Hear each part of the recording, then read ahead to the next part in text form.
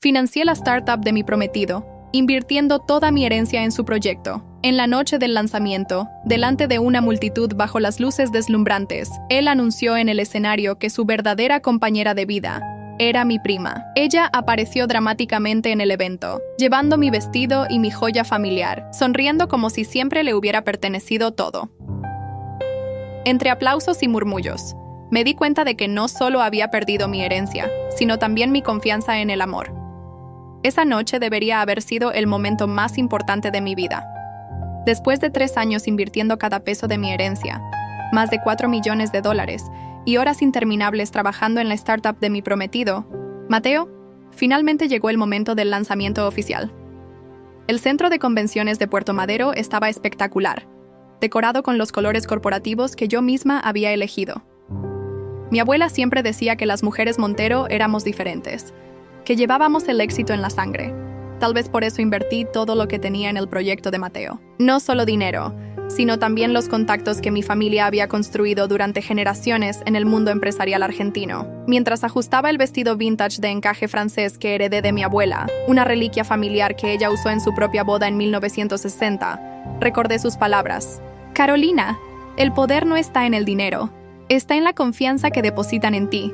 El collar de zafiros y diamantes que brillaba en mi cuello era otra herencia familiar, usado por 3 generaciones de mujeres Montero en sus momentos más importantes. Mateo llegaba tarde a los preparativos finales, típico de él, siempre apareciendo en el último momento con esa sonrisa que me conquistó en la Universidad de Palermo años atrás. Mientras supervisaba los últimos detalles, vi a mi prima Valentina circulando por el salón. Se había unido al equipo hace 6 meses, por insistencia de Mateo.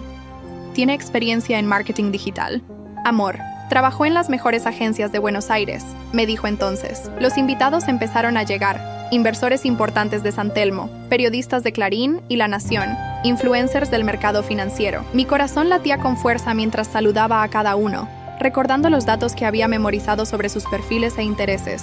A las 20:00 en punto, las luces bajaron. Era el momento de la presentación principal. Busqué a Mateo con la mirada, pero no lo encontré. Mi celular vibró con su mensaje. Estoy tras bastidores.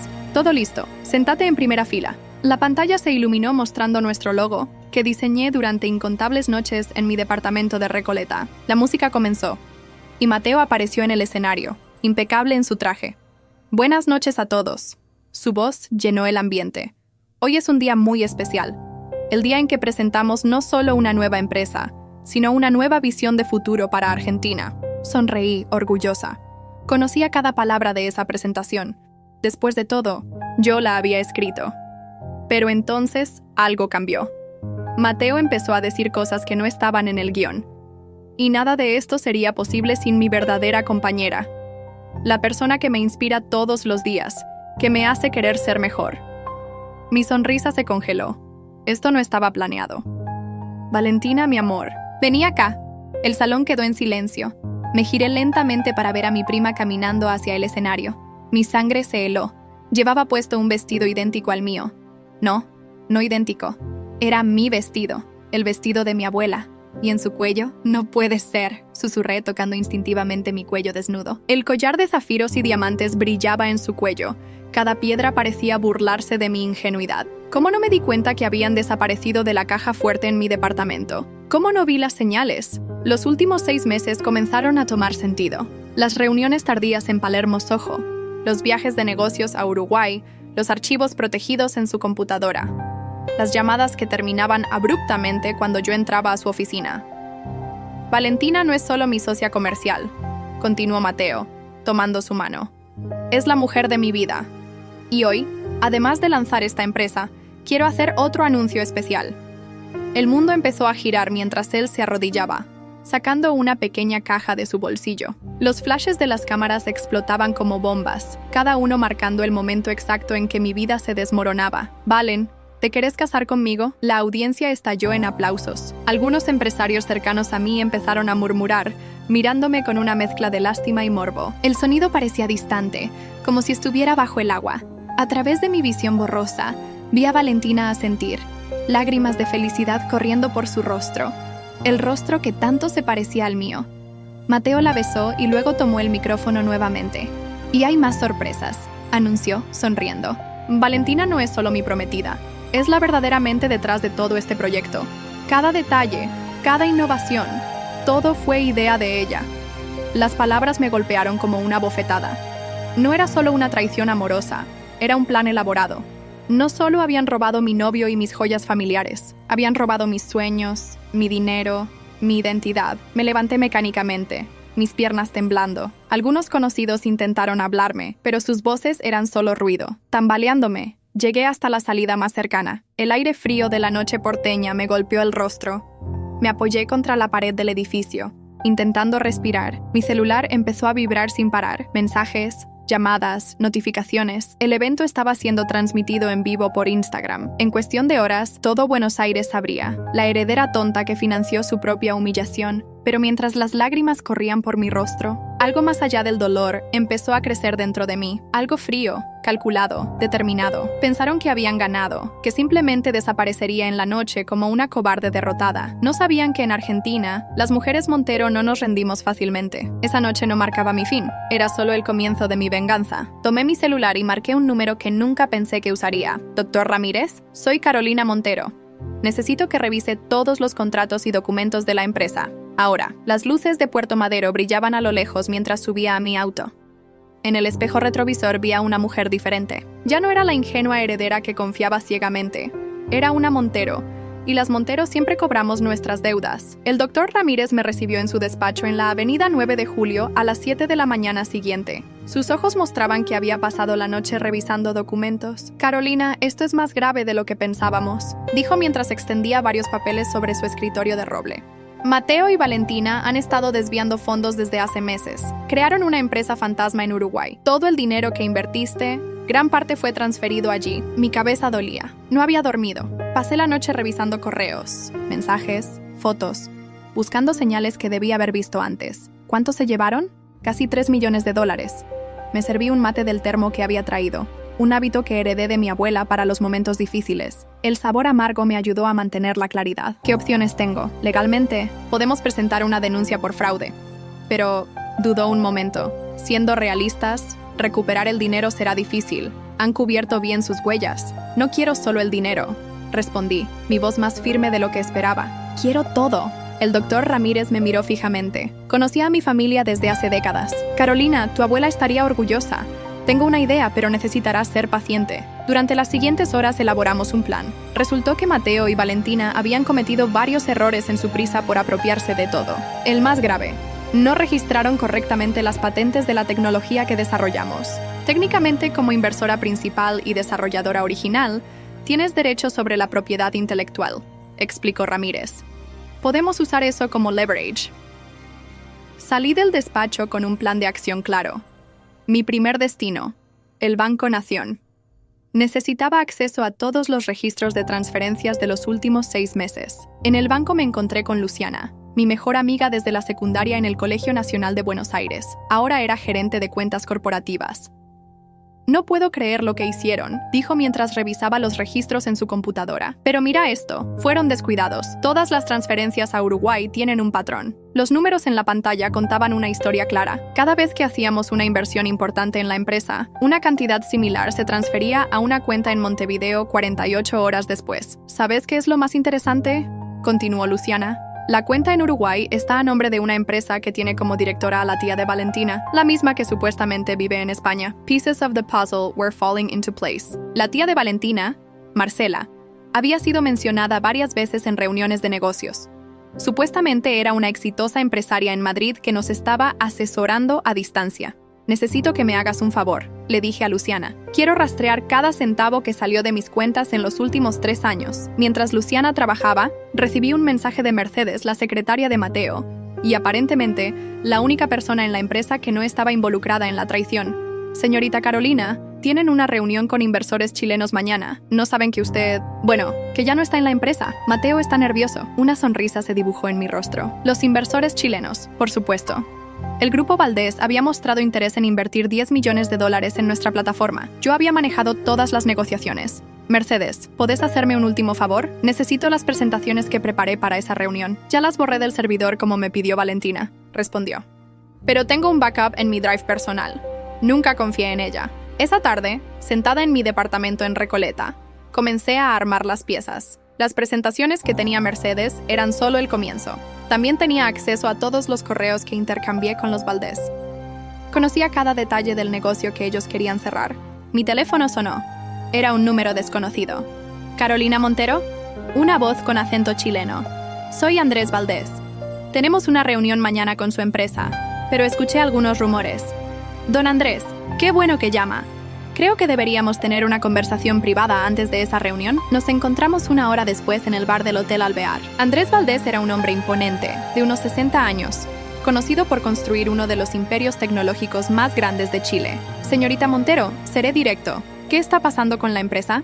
Le conté todo. Las transferencias a Uruguay, las patentes mal registradas, la verdadera situación financiera de la empresa. Su rostro se mantuvo impasible, pero sus ojos brillaban con interés. ¿Y por qué me cuenta todo esto? Porque tengo una propuesta mejor que la que le harán mañana, respondí, sacando una carpeta de mi maletín. Una donde usted no solo invierte en una empresa, sino que adquiere tecnología patentada y probada. Le mostré los documentos que había preparado con Ramírez. Mi nueva empresa, registrada esa mañana, tenía los derechos de la tecnología original, la que yo había desarrollado antes de que Mateo y Valentina se involucraran. Interesante, murmuró Valdés revisando los papeles. ¿Y qué hay de los contratos que ya firmamos con ellos? Son nulos. La empresa con la que negociaron no tiene derecho legal sobre la tecnología que prometieron vender. Valdés sonrió por primera vez. ¿Sabe? Me recuerda a mi madre. Ella también venía de una familia tradicional, pero supo jugar en un mundo de hombres. Cerró la carpeta. Tenemos un trato, señorita Montero. Cuando salí del Alvear, el sol se ponía sobre Buenos Aires. Mi teléfono no paraba de sonar. Mateo, Valentina, números desconocidos. Los ignoré todos. En cambio, le escribí a Mercedes. ¿Podrías enviarme la agenda de Mateo para mañana? Su respuesta llegó inmediatamente. 9:00 a.m. Reunión con Grupo Valdés. 11:00 a.m. Llamada con inversores brasileños. 14:00 p.m. Almuerzo con el banco por el préstamo. Perfecto. Cada una de esas reuniones era por negocios que yo había conseguido. Negocios que ahora se cerrarían con mi nueva empresa. Esa noche, mientras miraba la ciudad desde mi balcón, recordé las palabras de mi abuela. En los negocios, como en la vida, la venganza se sirve fría. Pero la justicia se sirve exactamente cuando debe servirse.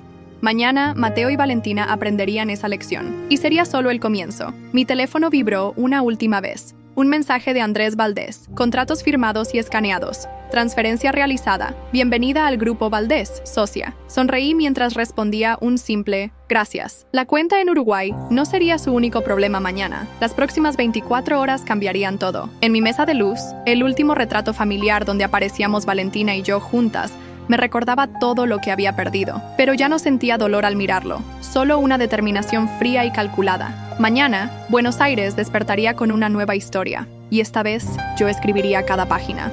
A las 8:30 de la mañana, los noticieros económicos explotaron con el titular: Grupo Valdés cancela millonaria inversión en startup argentina, graves acusaciones de fraude. Desde mi nueva oficina en Puerto Madero, cortesía de Andrés Valdés, observé cómo mi plan se desarrollaba. Mercedes me envió un mensaje. Mateo está furioso. Acaba de tirar su computadora por la ventana. La noticia era solo el principio. A las 9:15, los inversores brasileños cancelaron su participación. A las 10:00, el banco congeló las líneas de crédito pendientes. Para el mediodía, las acciones de la empresa habían caído un 60%. Carolina, la voz de Luciana sonó urgente por teléfono. Acabo de recibir una alerta. Están intentando transferir todo el dinero restante a Uruguay. Perfecto, respondí. Justo lo que esperábamos. El doctor Ramírez ya había presentado una denuncia por fraude ante la UIF, Unidad de Información Financiera. Cualquier transferencia internacional activaría alarmas inmediatas. Mi teléfono no paraba de sonar. Esta vez decidí contestar. ¿Cómo pudiste hacernos esto? La voz de Valentina temblaba entre rabia y miedo. Somos familia. ¿Familia? Mi voz sonó tan fría que apenas la reconocí. ¿Como cuando robaste el vestido de la abuela? ¿O cuando usaste sus joyas para tu farsa? No entendés nada, intentó defenderse. Mateo y yo. No, vos no entendés, la interrumpí. La abuela siempre decía que en los negocios, como en la vida, hay que saber jugar tus cartas. Ustedes jugaron las suyas. Ahora es mi turno. Colgué y marqué otro número. Don Andrés, es hora de la fase 2. A las 14:00, el Grupo Valdés anunció su inversión de $15 millones en una nueva empresa, Montero Tech. El comunicado mencionaba específicamente que esta empresa poseía las patentes originales de la tecnología que había hecho famosa a la startup de Mateo. Mi teléfono sonó de nuevo. Esta vez era Mateo. ¿Qué querés?, pregunté secamente. Carolina, por favor. Su voz sonaba desesperada. Los inversores están retirándose. El banco congeló nuestras cuentas. Necesitamos hablar. ¿Ahora querés hablar? ¿Después de robar mi dinero? ¿Después de usar mis contactos? ¿Después de la humillación pública? Fue un error, lo admito, pero podemos arreglarlo. Todavía tenemos la empresa. No, Mateo, no tienen nada. Las patentes son mías. La tecnología es mía. Los contactos son míos. Lo único que tienen es una empresa vacía y una cuenta en Uruguay que acaba de ser congelada. Hubo un largo silencio, como...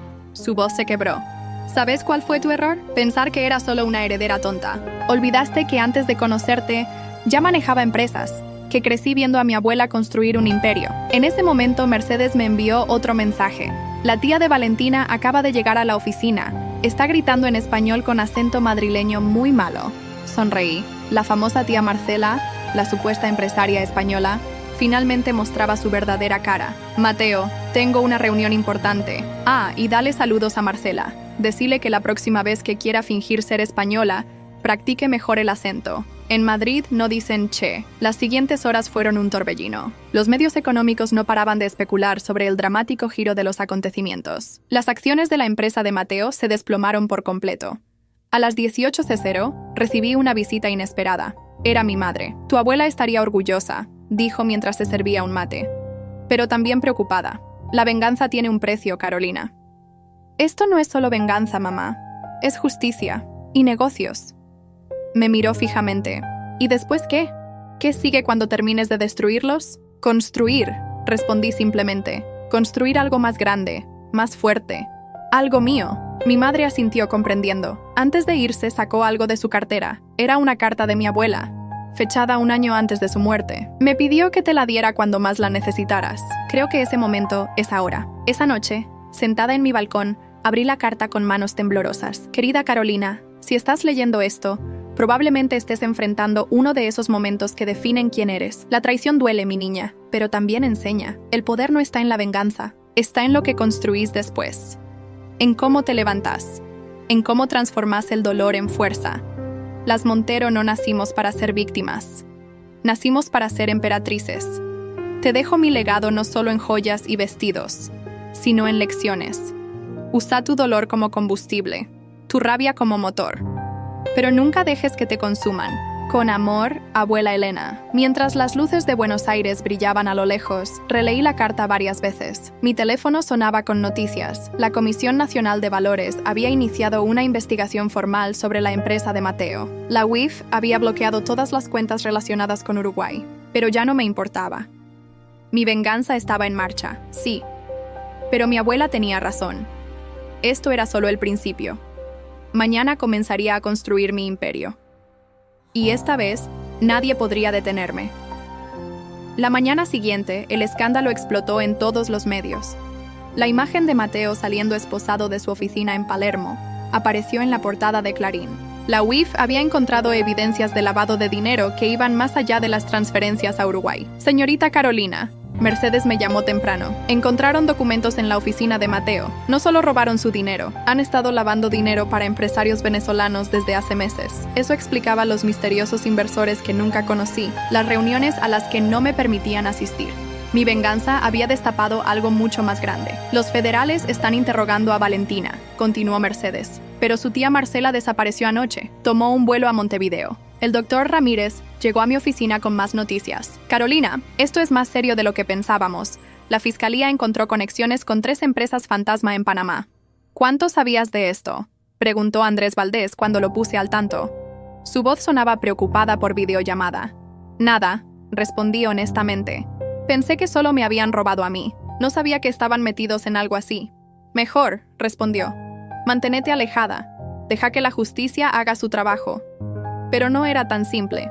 Esa tarde, mientras almorzaba en el Café Tortoni con Luciana, noté que alguien nos seguía. Un hombre con traje gris que había visto antes en reuniones con Mateo. No mires, le susurré a Luciana. Pero creo que tenemos compañía. Son dos, respondió ella discretamente. Hay otro en la barra. Salimos por la puerta de atrás, pero los hombres nos siguieron. Mi corazón latía con fuerza mientras caminábamos rápidamente por Avenida de Mayo. ¡Señorita Montero!, uno de ellos gritó. Solo queremos hablar. Luciana, separémonos, susurré. Llama a la policía. Doblé en una esquina y corrí hacia la estación de subte. Los hombres me seguían de cerca. Bajé las escaleras empujando gente, saltando los molinetes. Un tren estaba llegando. Me metí en el vagón justo cuando las puertas se cerraban. Los hombres quedaron del otro lado, golpeando el vidrio con frustración. Mi teléfono sonó. Número desconocido. ¿Pensaste que esto era un juego? Una voz masculina con acento venezolano. Tu pequeña venganza contra tu prometido destapó algo más grande. Ahora tenés que elegir, ¿colaborás con nosotros o qué? Interrumpí, mi voz más firme de lo que me sentía. Tu madre vive en Recoleta, ¿no? Linda zona. Sería una pena que algo le pasara. Mi sangre se heló. Llamé inmediatamente a casa. «Mamá, ¿estás bien?» «Tranquila», respondió. «La Policía Federal está aquí. Ya sabían que esto podía pasar». El doctor Ramírez había anticipado todo. Mientras yo ejecutaba mi venganza contra Mateo y Valentina, él había estado trabajando con las autoridades, preparándose para las posibles represalias. Tu abuela no solo te dejó joyas, me dijo esa noche en su despacho. Te dejó conexiones, gente que le debía favores, gente poderosa.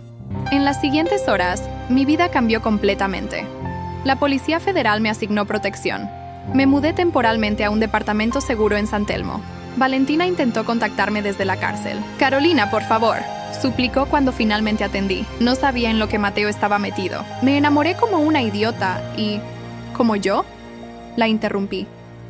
¿Te enamoraste y por eso robaste mis joyas familiares? ¿Por eso te pusiste mi vestido? Fue idea de Mateo, sollozó. Dijo que necesitábamos tu dinero para pagar deudas, que si no conseguíamos más fondos nos matarían. ¿Y por qué no me lo dijiste? Éramos familia, Valentina, porque Mateo dijo que eras débil, que no sabrías manejar algo así. Me reí amargamente. ¿Débil? Mírame ahora. Los días siguientes fueron un torbellino.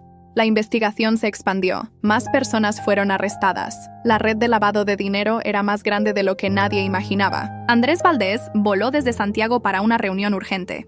«Carolina, necesito saber si estás lista para lo que viene», me dijo seriamente. «Esto ya no es una simple venganza empresarial. Te metiste con gente muy peligrosa». «¿Y qué sugerís? ¿Que me esconda? ¿Que renuncie a todo por lo que trabajé?» Sonrió levemente. «No, sugiero que peleemos, pero esta vez con un ejército detrás tuyo», me explicó su plan. El Grupo Valdés no era solo una empresa tecnológica, tenían conexiones en toda Latinoamérica, influencia en lugares estratégicos. Tu abuela y mi madre eran amigas, reveló. Cuando me contactaste, ya sabía quién eras. Elena me habló de vos antes de morir. Esa noche, releí la carta de mi abuela con nuevos ojos. Las Montero no nacimos para ser víctimas. Nacimos para ser emperatrices. Mi teléfono sonó. Era Mercedes. «Señorita Carolina, hay algo que debe ver». Encontré más documentos en la computadora de Mateo. No solo lavaban dinero, estaban usando nuestra tecnología para algo más. ¿Para qué? Para rastrear transacciones financieras ilegales en toda Latinoamérica. La tecnología que usted desarrolló la convirtieron en una herramienta para el crimen organizado. Mi creación, mi trabajo, todo había sido corrompido. Pero ahora tenía una oportunidad de arreglarlo. «Don Andrés», llamé inmediatamente. «Acepto su propuesta, pero con una condición». «Te escucho». «Vamos a usar mi tecnología para lo que fue creada originalmente, detectar y prevenir el fraude financiero. Pero esta vez lo haremos bien». Las próximas semanas serían cruciales. La Policía Federal seguía investigando. Los hombres peligrosos seguían ahí afuera. Pero ya no estaba sola. Mi madre tenía razón. La venganza tiene un precio. Pero a veces, ese precio nos lleva exactamente donde necesitamos estar. La investigación avanzaba rápido. Demasiado rápido. En menos de una semana, 3 fiscales federales se sumaron al caso. La oficina del Dr. Ramírez se convirtió en un centro de operaciones improvisado. Encontramos conexiones con políticos, me informó una mañana mientras tomábamos mate en su despacho. Senadores, diputados, gente muy poderosa estaba usando tu tecnología para mover dinero sucio. Mercedes seguía siendo mis ojos y oídos en la antigua empresa. La policía encontró una laptop oculta en el falso techo de la oficina de Mateo. Me contó por teléfono. Tiene registros de transferencias a Panamá, Venezuela, Colombia. La magnitud de todo me golpeó como una avalancha. Mi venganza personal había destapado una red de corrupción internacional. Carolina, Andrés Valdés me llamó desde Chile. Necesito que vengas a Santiago inmediatamente. No es seguro que sigas en Buenos Aires. No voy a huir, respondí firmemente. No es huir, es reagruparnos. Tengo información que necesitas ver personalmente. Esa noche, mientras empacaba lo esencial en mi departamento seguro de San Telmo, recibí una visita inesperada. Era Julia, la madre de Valentina. ¿Venís a defender a tu hija?, pregunté fríamente. Vengo a advertirte, respondió, su rostro marcado por el cansancio. No sabes en lo que te metiste. Esto va más allá de Mateo y Valentina. ¿Qué sabes vos de todo esto? Julia cerró los ojos, como reuniendo fuerzas. Tu abuela, ella investigaba esto antes de morir. Mi mundo se detuvo por un momento. ¿Qué? Elena descubrió irregularidades en varios bancos. Estaba siguiendo el rastro del dinero cuando su voz se quebró, cuando tuvo el accidente de auto que mató a mi abuela. Siempre nos pareció extraño. Ella era una conductora extremadamente cuidadosa. ¿Por qué me decís esto ahora? ¿Por qué estás en peligro? La misma gente que se detuvo, mirando alrededor nerviosamente. Necesitas irte. Ya. Apenas Julia se fue, llamé al Dr. Ramírez. Necesito todos los archivos del accidente de mi abuela. Todo. Carolina, son las 11 de la noche. Ahora. Mientras esperaba los documentos, recibí otro golpe. Luciana me envió un mensaje urgente. Mateo fue encontrado muerto en su celda. Aparentemente se suicidó. Pero algo no cuadraba. Según Mercedes, Mateo estaba cooperando con la fiscalía. Había empezado a nombrar nombres importantes. Mi teléfono sonó. Número desconocido. Tu abuela debió enseñarte a no meter la nariz donde no te llaman. Una voz masculina, diferente a la anterior. Mateo entendió el mensaje. ¿Y vos? En ese momento, escuché un ruido en la escalera de emergencia. Luego otro en el pasillo. Agarré mi bolso ya preparado y salí por la puerta de servicio justo cuando escuché que forzaban la entrada principal. En el estacionamiento, un auto me esperaba. ¡Subí!, gritó Luciana desde el volante. Mientras nos alejábamos a toda velocidad, vi a dos hombres salir corriendo del edificio. ¿Cómo supiste? Tu madre me llamó, explicó Luciana mientras manejaba hacia el aeropuerto. Dijo que no contestabas el teléfono y que tuviera un auto listo por las dudas. En el aeropuerto, Andrés Valdés había enviado su jet privado. No confío en los vuelos comerciales ahora, me dijo por teléfono. Durante el vuelo a Santiago, revisé los documentos que Ramírez me había enviado sobre el accidente de mi abuela. Algo llamó mi atención. En la escena había marcas de otro vehículo, pero nunca se encontró el auto responsable. Señorita, la azafata me interrumpió. El señor Valdés dice que mire las noticias. Encendí mi tablet. Los titulares me dejaron helada. Encontrada muerta la tía de Valentina Montero en Montevideo. Aparente suicidio. Marcela, la supuesta tía española, la misma que manejaba las cuentas en Uruguay. Están limpiando todo, murmuré. Llegué a Santiago al amanecer. Andrés me esperaba en la pista privada. Tenemos poco tiempo, dijo mientras subíamos a su blindado. La gente que mataron están eliminando testigos. En su oficina en el distrito financiero, Andrés desplegó una serie de documentos. Tu abuela no solo investigaba irregularidades, explicó. Descubrió un patrón. Bancos importantes en toda Latinoamérica estaban siendo usados para lavar dinero del narcotráfico y la corrupción política, y mi tecnología la convirtieron en una herramienta para hacer estos movimientos indetectables. Tu sistema original estaba diseñado para detectar fraudes. Ellos lo pervirtieron para ocultarlos.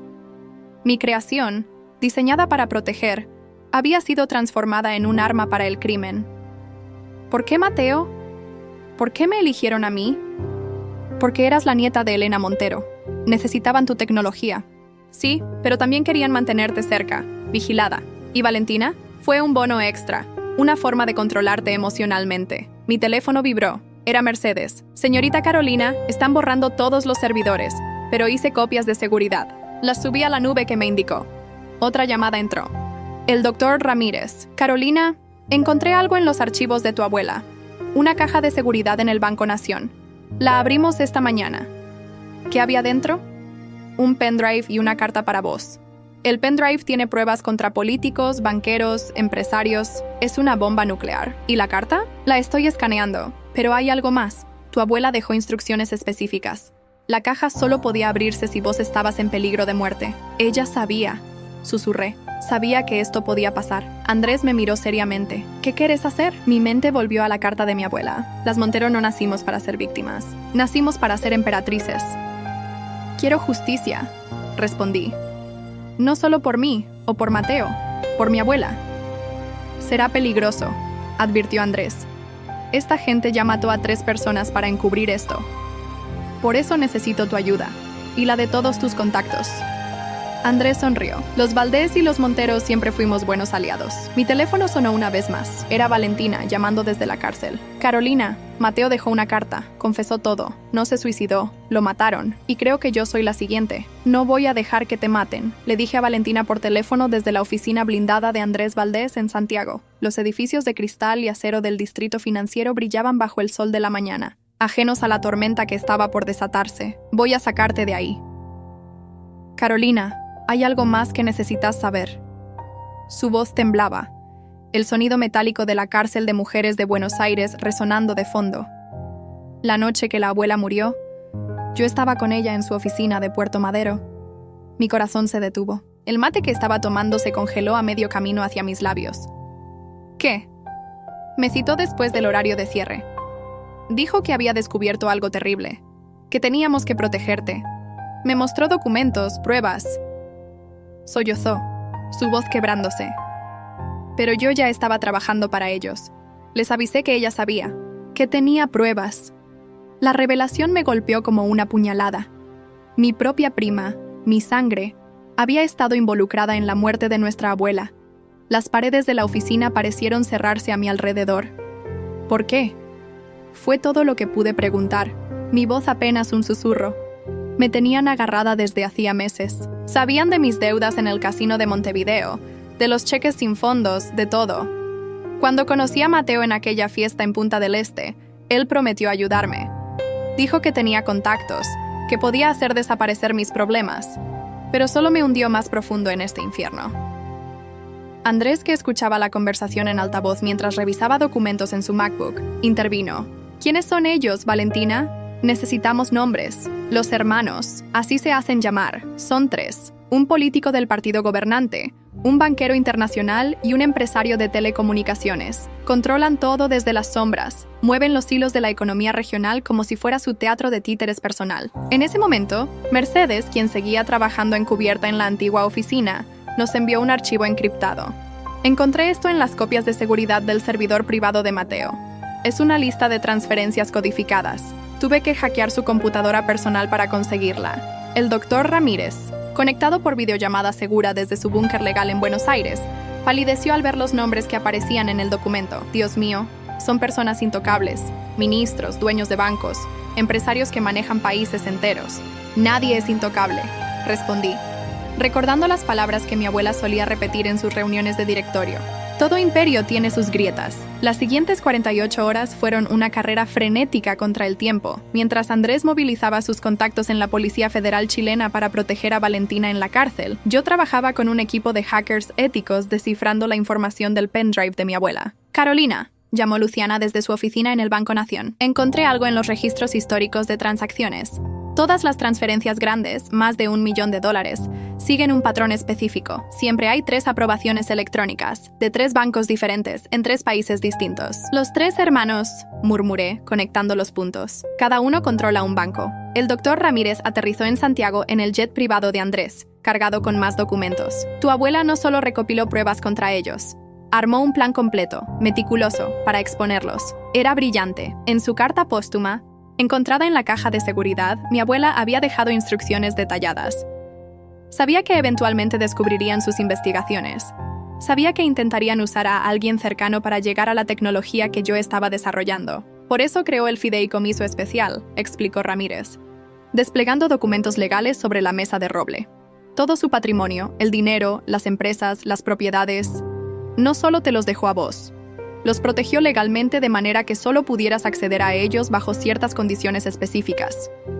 La tecnología antifraude, comprendí, sintiendo un escalofrío. Sabía que intentarían robarla. Exacto. El fideicomiso se activaría automáticamente si detectaba un intento de transferencia fraudulenta o una apropiación indebida. Pero hay más.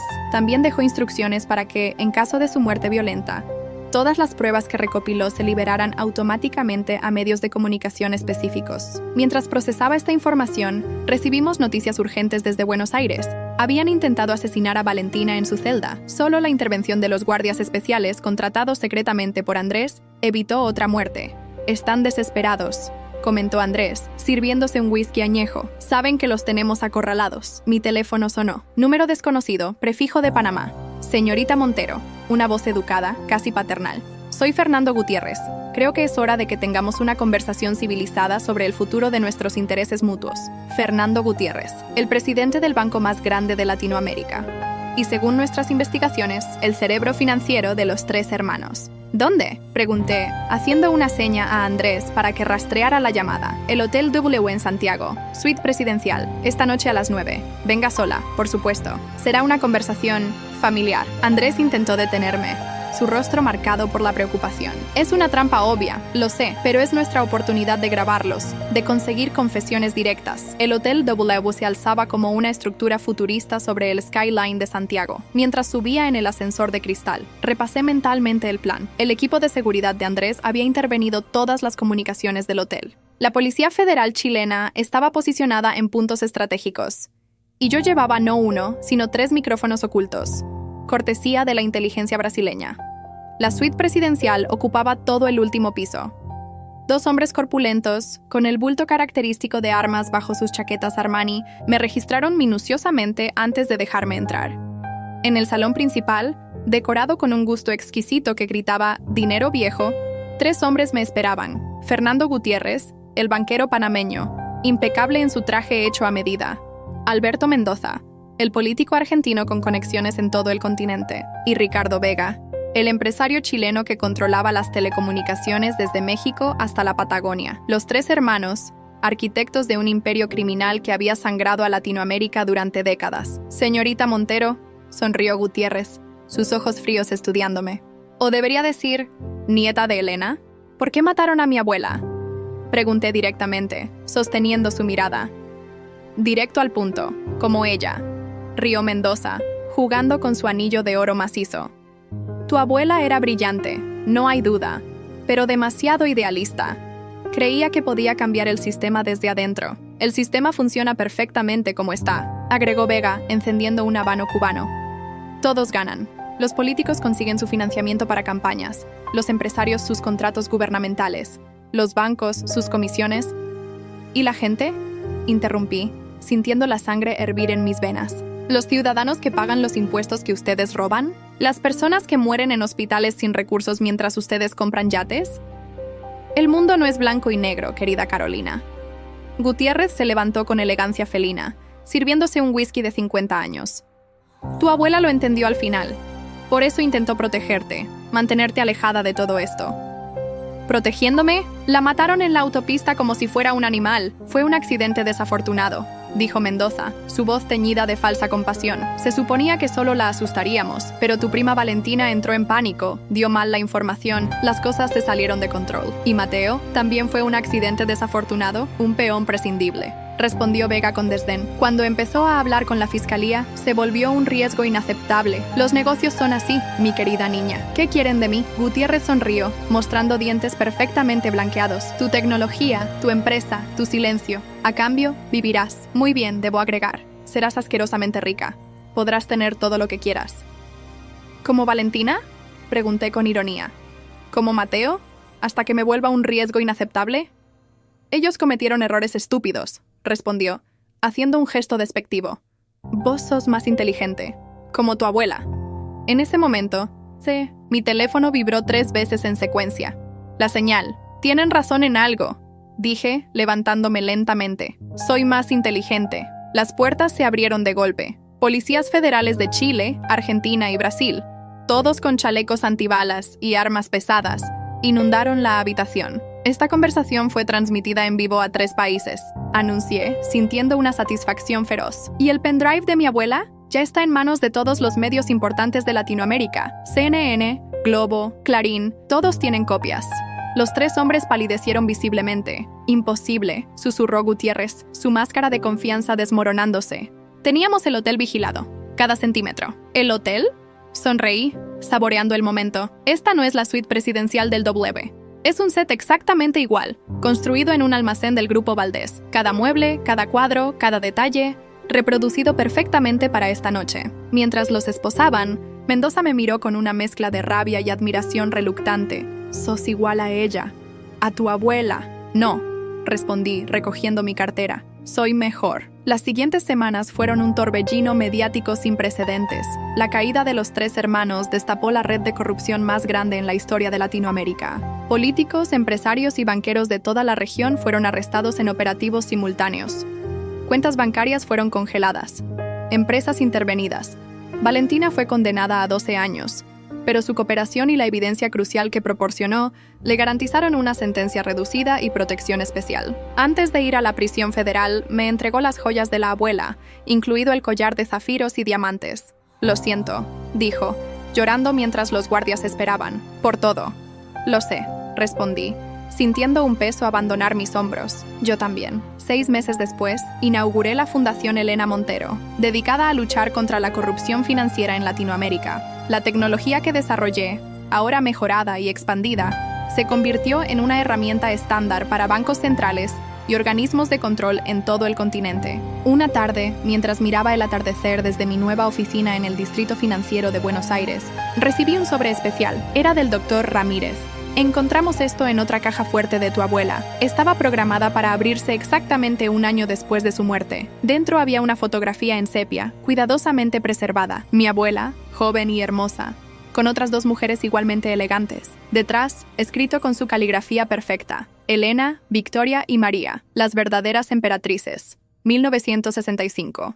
Victoria era la madre de Andrés Valdés. María, la madre del Dr. Ramírez. Con la foto venía una última carta. Querida Carolina, si estás leyendo esto, significa que descubriste la verdad. Y más importante aún, significa que ganaste. Nosotras 3, Victoria, María y yo, pasamos nuestras vidas luchando contra los mismos demonios que vos enfrentaste. Cada generación tiene sus batallas, sus monstruos que derrotar. Pero vos, mi niña amada, hiciste lo que nosotras no pudimos. No solo vengaste mi muerte, limpiaste el sistema. Cortaste el cáncer de raíz. Las Montero no nacimos para ser víctimas, nacimos para ser emperatrices. Y vos, Carolina, sos la emperatriz que nuestra familia siempre esperó. Con orgullo eterno, Abuela Elena PD. En el banco hay una última sorpresa para vos. La llave está en el collar. Examiné el collar de zafiros y diamantes. En el broche, casi invisible, había un compartimento secreto. Dentro, una pequeña llave dorada. Esa misma tarde, en una bóveda privada del Banco Nación, encontré lo último que mi abuela me había dejado. Documentos detallados sobre otras organizaciones criminales en otros países, más redes de corrupción por desmantelar, más batallas por luchar. Sonreí, guardando los documentos en mi maletín. Mi teléfono sonó. Era Andrés. ¿Lista para la reunión del directorio?, preguntó. «Lista», respondí, tomando mi maletín de cuero italiano. ¿Los informes de Brasil llegaron? Sí, y son peores de lo que pensábamos. La red se extiende hasta Colombia y México. Entonces tenemos trabajo que hacer», dije mientras subía al ascensor. En el espejo, vi mi reflejo. Ya no era la heredera ingenua que confió en el hombre equivocado. No era la chica que lloraba en la noche del lanzamiento. Era Carolina Montero, la mujer que había desmantado una de las redes de corrupción más grandes de Latinoamérica. La emperatriz que mi abuela siempre supo que sería. Mientras el ascensor bajaba, sonreí. Esto no era un final. Era solo el comienzo de mi verdadero imperio.